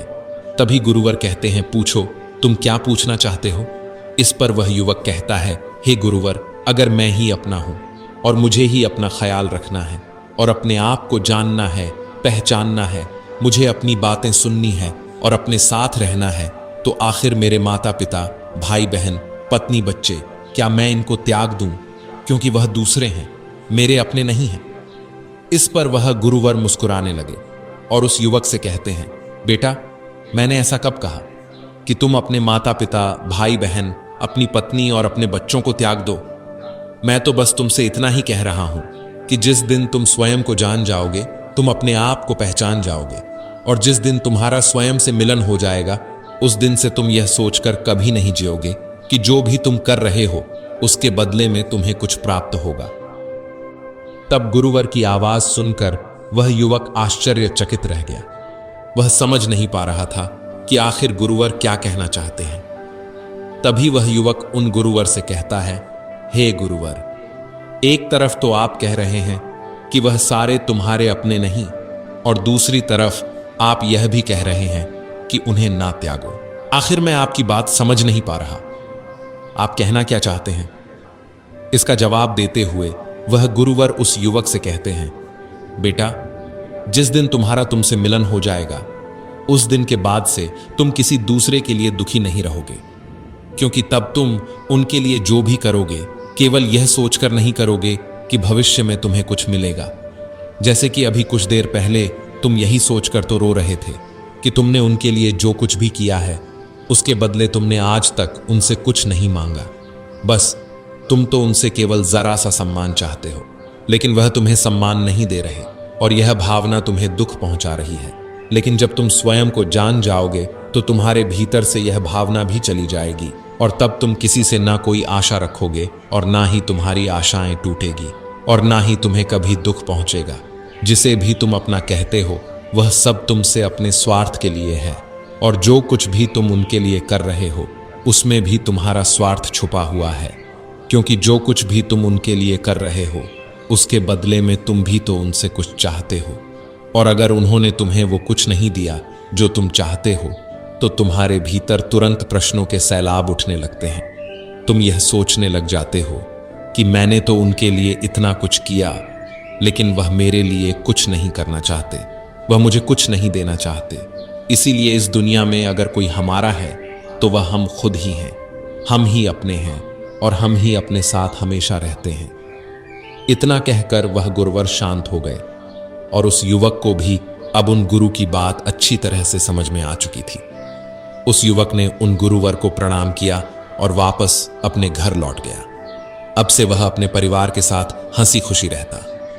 वह अपने परिवार के लिए सब कुछ करता, परंतु कोई आशा नहीं रखता कि बदले में उसे भी कुछ वापस मिलेगा, बल्कि वह तो अपने साथ मस्त रहता, खुश रहता और अब उसे किसी बात की कोई चिंता नहीं थी, ना ही किसी बात का कोई दुख था। लेकिन दोस्तों, हम में से अधिकांश लोग जानबूझकर खुश नहीं रहना चाहते। हम तो केवल दूसरों को यह एहसास दिलाने में लगे रहते हैं कि केवल तुम्हारी वजह से आज मुझे इतना दुख है, मैं परेशान हूं, मैं चिंतित हूं। हम उन्हें यह एहसास दिलाने में लगे रहते हैं कि हमने तुम्हारे लिए बहुत कुछ किया है, लेकिन तुमने हमारे लिए कुछ भी नहीं किया। जिन्हें हम अपना मानते हैं हम उन्हें कैद करने में लग जाते हैं। हम चाहते हैं कि हम जैसा चाहे वह वैसा ही करें, और यही हमारे दुख का सबसे दिग्गज कारण है और हमें इसी में मजा भी आता है। इसीलिए हम इसे त्यागना नहीं चाहते। हम दूसरों को अपनी मुट्ठी में रखना चाहते हैं। हम चाहते हैं कि जो कोई भी हमारे साथ है, जो कोई भी हमारा अपना है, वह केवल और केवल हमारी बात माने, वह केवल और केवल हमारा सम्मान करे। लेकिन वास्तविकता में ऐसा कुछ भी नहीं होता, बल्कि आप अपने लिए ही दुखों का सागर बना लेते हैं और उसी दुख में आप धंसते चले जाते हैं। इस दुनिया का खेल ही कुछ निराला है। हम अपने आप को भूलकर इस दुनिया में अपनों को ढूंढते रह जाते हैं, लेकिन हम उनसे कभी मिल नहीं पाते, क्योंकि केवल हम ही अपने हैं और हम अपने आप को जानना नहीं चाहते, हम अपने आप को पहचानना नहीं चाहते। नमो बुद्धाय। चलिए अब दूसरी कहानी की शुरुआत करते हैं। क्या आपने कभी महसूस किया है कि छोटी छोटी बातों पर गुस्सा आ जाना, चिढ़ जाना या तनाव में आ जाना हमारे दिन को खराब कर देता है? हमारी जिंदगी में कई बार ऐसी स्थितियां आती हैं जब हम खुद को असहाय महसूस करते हैं। हमारी भावनाएं हमें काबू में कर लेती हैं और हम ऐसे शब्द बोल देते हैं या ऐसे कार्य कर बैठते हैं जिनका हमें बाद में पछतावा होता है। लेकिन क्या हो अगर हम अपनी भावनाओं को समझ सकें, उन्हें संभाल सकें और शांतिपूर्ण तरीके से जीवन के उतार चढ़ाव का सामना कर सकें? यही सवाल गौतम बुद्ध ने अपने शिष्यों के सामने रखा था। उन्होंने सिखाया कि हमारे अंदर की शांति बाहरी परिस्थितियों पर निर्भर नहीं करती, हमारी प्रतिक्रिया ही तय करती है कि हम कितने शांतिपूर्ण रह सकते हैं। आज की इस बौद्ध कहानी से हम जानेंगे कि किस तरह हम अपने प्रतिक्रिया की शक्ति से अपने जीवन में शांति, सुख और कामयाबी ला सकते हैं। हम अक्सर सोचते हैं कि जब कोई हमें उकसाता है या कोई घटना होती है तो प्रतिक्रिया देना स्वाभाविक है, लेकिन सच्चाई यह है कि प्रतिक्रिया देना हमारी आदत है, कोई मजबूरी नहीं। बुद्ध कहते थे कि आपके पास हमेशा विकल्प होता है, शांत रहना या क्रोधित हो जाना। निर्णय आपका है। जब हम हर बात पर तुरंत प्रतिक्रिया देते हैं तो हम अपनी ऊर्जा और समय बर्बाद करते हैं। कभी कभी हमारी प्रतिक्रिया सही होती है, लेकिन अधिकतर बार यह हमारे गुस्से, चिढ़ या हताशा का परिणाम होती है। यही प्रतिक्रिया हमें मानसिक रूप से थका देती है और हमारे रिश्तों को भी नुकसान पहुंचाती है। बहुत समय पहले की बात है, गौतम बुद्ध अपने शिष्यों को जीवन की बहुत अहम शिक्षा दे रहे थे। उसी वक्त उनके पास एक व्यक्ति आया और बोला, बुद्ध, मैं बहुत दूर से आपकी सहायता मांगने आया हूं। मैं अपनी भावनाओं पर नियंत्रण पाना चाहता हूं, क्योंकि जब भी मुझे गुस्सा आता है तो मेरे मुंह से गलतियां निकल जाती है और फिर मैं अपने के पर पछताता हूं। बुद्ध ने उसकी बातें बहुत ध्यान से सुनी और फिर उसे अपने पास बैठाया और कहा, गुस्सा एक ऐसी भावना है जो हर इंसान के जीवन में आती है, लेकिन इसका सही तरीके से सामना करना हर किसी के बस की बात नहीं। गुस्से में हम अक्सर ऐसे शब्द बोल देते हैं या ऐसे कदम उठा लेते हैं जिनका हमें बाद में पछतावा होता है। यही कारण है कि प्रतिक्रिया न देने की कला सीखना बेहद जरूरी हो गया है। जब हम गुस्सा महसूस करते हैं तो सबसे पहले खुद को शांत रखना जरूरी है। गहरी सांस लें और रुक कर सोचें, क्या मेरी प्रतिक्रिया से समस्या सुलझेगी या और बढ़ेगी? यह समय हमें सोचने का वक्त देता है। दरअसल गुस्सा अपने आप में कोई समस्या नहीं है, लेकिन इसे काबू न करना जरूर समस्या बन जाता है। गुस्सा थाम लेना ऐसा है जैसे एक जलती हुई चिंगारी को खुद ही पकड़ लेना। इससे नुकसान सिर्फ आपको ही होगा। इसलिए गुस्से को दबाएं नहीं, बल्कि समझें। ध्यान, आत्मचिंतन और सकारात्मक सोच से आप गुस्से पर काबू पा सकते हैं। जब आप प्रतिक्रिया देना बंद कर देंगे तो आपको मानसिक शांति मिलेगी और आपके रिश्ते भी बेहतर बनेंगे। असली ताकत शांत रहने में है। इस पर वो व्यक्ति कहता है कि बुद्ध, आखिर हम ऐसा कैसे कर सकते हैं? मैंने बहुत बार कोशिश की है, पर मैं हमेशा असफल रहा हूं, क्योंकि जब भी मुझे गुस्सा आता है तो मेरा दिमाग काम करना बंद कर देता है और ना चाहते हुए भी मैं वो कर बैठता हूं जो मुझे नहीं करना चाहिए। यह सुनकर बुद्ध मुस्कुराए और कहा, इसे अच्छे से समझने के लिए मैं तुम्हें एक कहानी सुनाता हूं। एक बार की बात है, एक व्यक्ति गौतम बुद्ध के पास गया। वह अपनी भावनाओं को नियंत्रित करने का उपाय पूछने आया था। वह गुस्से और निराशा से जूझ रहा था और अपनी भावनाओं को बेहतर तरीके से संभालना चाहता था। बुद्ध मुस्कुराए और उसे बैठने को कहा। उन्होंने कहा, मैं तुम्हें एक कहानी सुनाता हूं। प्राचीन समय की बात है। एक नगर में एक राजा रहा करता था, जो एक समृद्ध राज्य पर शासन करता था। एक दिन उसने अपने पास वाले राज्य का दौरा करने का निश्चय किया। उसने सुना था कि उस राज्य का राजा अपनी बुद्धिमत्ता के लिए प्रसिद्ध है। जब राजा वहां पहुंचा तो उसका भव्य स्वागत किया गया। उस राज्य के राजा ने उसके सम्मान में एक शानदार भोज का आयोजन किया।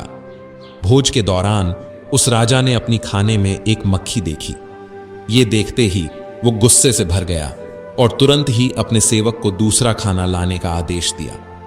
उस राज्य के राजा ने यह देखा और कहा, महाराज, कृपया गुस्सा न करें। यह तो बस एक छोटी सी मक्खी है, यह आपका कुछ भी नुकसान नहीं करेगी। राजा ने उत्तर दिया, मैं ऐसी चीजें बर्दाश्त नहीं कर सकता। एक छोटी मक्खी भी मेरा मन खराब कर सकती है और मुझे गुस्सा दिला सकती।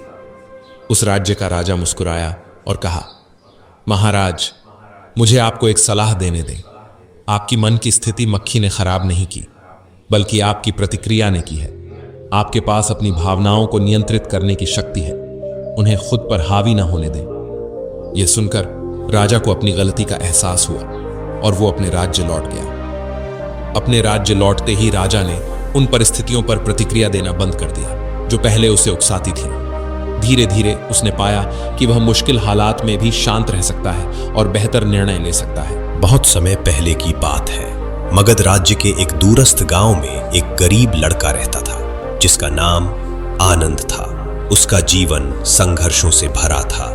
उसके पिता एक किसान थे जो कर्ज के बोझ तले दबे हुए थे।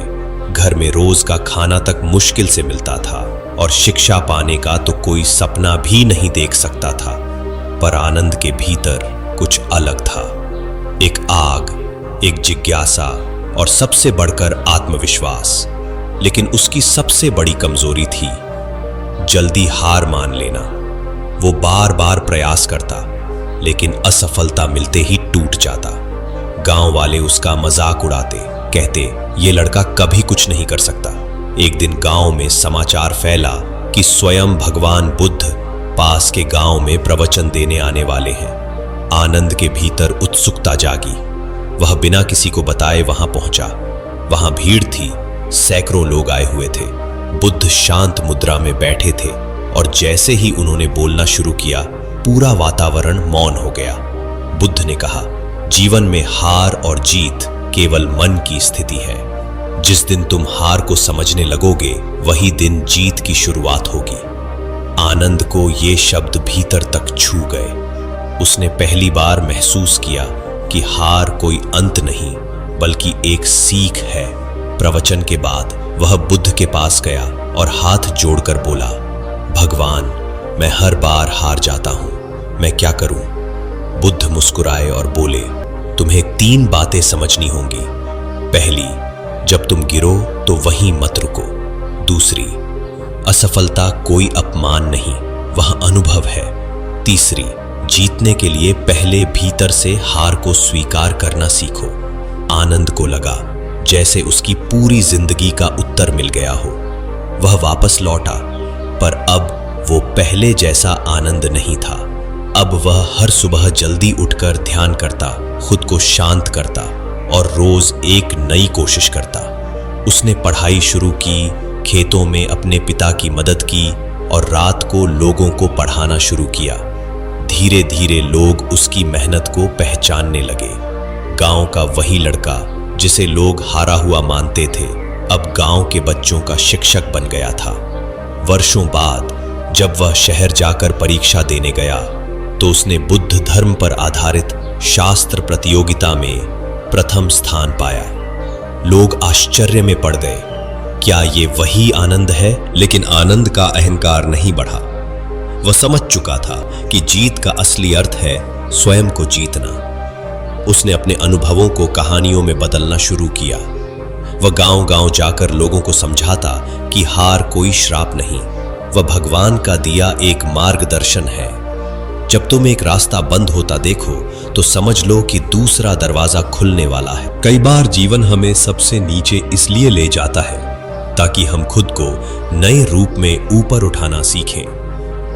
एक दिन जब बुद्ध का अंतिम प्रवचन था, आनंद वहां पहुंचा और उन्हें प्रणाम करते हुए कहा, भगवान, आपने मेरी जिंदगी बदल दी। आपने मुझे हार का मतलब समझाया। अब मैं जानता हूं कि हार कोई अंत नहीं, बल्कि भीतर छिपी ताकत को बाहर लाने का एक अवसर है। बुद्ध मुस्कुराए और बोले, सच्चा बुद्ध वही है जो हर हार में बोध देखे। तुम अब बुद्ध मार्ग पर हो, क्योंकि तुमने अपनी हार को अपने शिष्य बना लिया। आनंद अब न केवल खुद के लिए, बल्कि पूरे समाज के लिए प्रेरणा बन गया था। उसका जीवन एक उदाहरण था कि अगर मन में विश्वास हो और बुद्धि में धैर्य, तो दुनिया की कोई भी हार तुम्हें तोड़ नहीं सकती। आनंद की कहानी धीरे धीरे पूरे राज्य में फैल गई। राजा ने भी उसे आमंत्रित किया और उसका सम्मान किया, लेकिन आनंद ने वही कहा, मुझे किसी सम्मान की नहीं, उस ज्ञान की आवश्यकता थी जो मुझे बुद्ध से मिला। और वहीं से वह यात्रा शुरू हुई जिसने सैकड़ों युवाओं को रास्ता दिखाया, उन्हें सिखाया कि हार वो नहीं जो सामने दिखती है, हार वो है जो अंदर घर कर जाती है। अगर हम अपने भीतर की हार को जीत लें, तो बाहरी दुनिया की कोई ताकत हमें रोक नहीं सकती। यही आनंद की सच्ची विजय थी, मन की विजय। वह लड़का जिसने जीवन में सब कुछ खो दिया था, अब वह दूसरों की जिंदगी को जीत में बदलने की कला सिखा रहा था। और बुद्ध कहते हैं, जो खुद को जीतता है वही सच्चा विजेता है। दोस्तों, इस वीडियो को देखने के लिए दिल से धन्यवाद। हमें कमेंट करके जरूर बताएं कि आपको यह वीडियो कैसा लगा।